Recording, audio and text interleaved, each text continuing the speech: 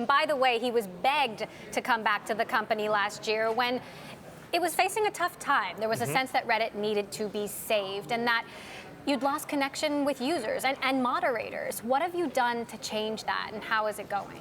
Well, a lot of it is just doing the natural thing. Honestly, I feel like we don't have to think too hard about it. It's because I'm a part of the community, I know that community. I was, as a user, when I wasn't at Reddit, I was also angry at some of the things that were going on. Like what? I felt like Reddit hadn't built some obvious things, right? Our moderators were angry, they needed better tooling. There was just lots of community issues, tricky ones, that required a lot of attention. So since I've been back, the main focus has been on let's just fix the acute pains. There's a ton of low-hanging fruit. We don't actually have to be that creative. We just have to do in my opinion, what the obvious, sensible things are. So what about the less obvious things? You've said there are more changes coming. What else is in store? Well, okay, so some of the obvious ones, right? Building on mobile, like half our users are mobile, but we actually don't have mobile apps. So that's a no-brainer. But the more subtle ones, our front page algorithm has a long way to go. I think Reddit has grown so much since we started it. You know, when we started it, we only had one community. Now we have 100,000 communities. The algorithms haven't actually kept up with some of those developments, so I think there's a lot of things we can do there to help all of our users, which the user base is much broader now, find the things that they're looking for. What about the hate and the harassment problems and I can just imagine a string in relation to this particular interview of people who are upset that we're acknowledging it? Yes, well, those are really tricky issues. And so when I came back, I came back and I had this plan of we're going to draw a crystal clear line of what's acceptable and not. And the big lesson I learned is that's actually impossible to do. Wherever we draw the line, there will be our troll users, there'll be just the bad users standing right up against that line. And so I've gotten comfortable with the fact that just like in the real world, there will always be things on Reddit that we're uncomfortable with.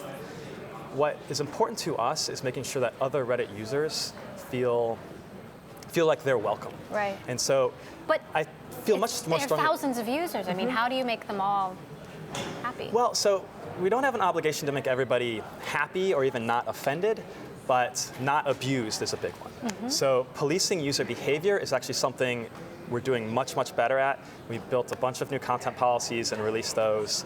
And now the next step is just enforcing them at scale, which is more of a technology problem.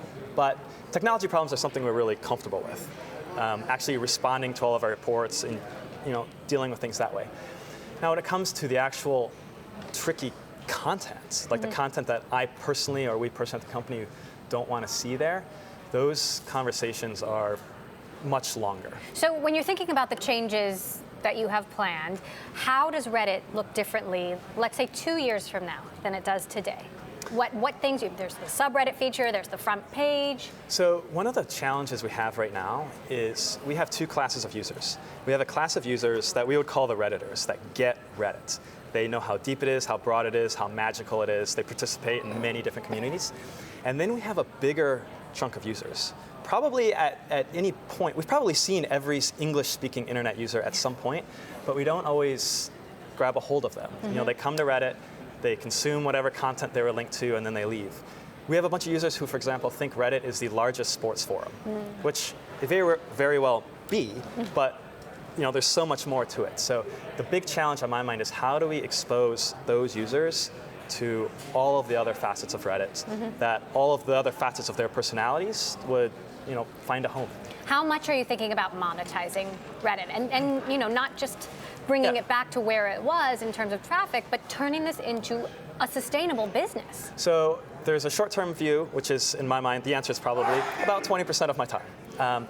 It's something that we should be paying attention to. We should be growing revenue. And revenue is growing, but revenue is not going to make or break this company in the next couple of years. We know at our scale we should be making a lot more money, but historically it's not something that Reddit's really thought about. What is really important to our business, though, is can we engage these users? Can we give them a home on mobile that's productive? Can we acquire new users in different languages in different countries? So those are the things that keep me up at night right now.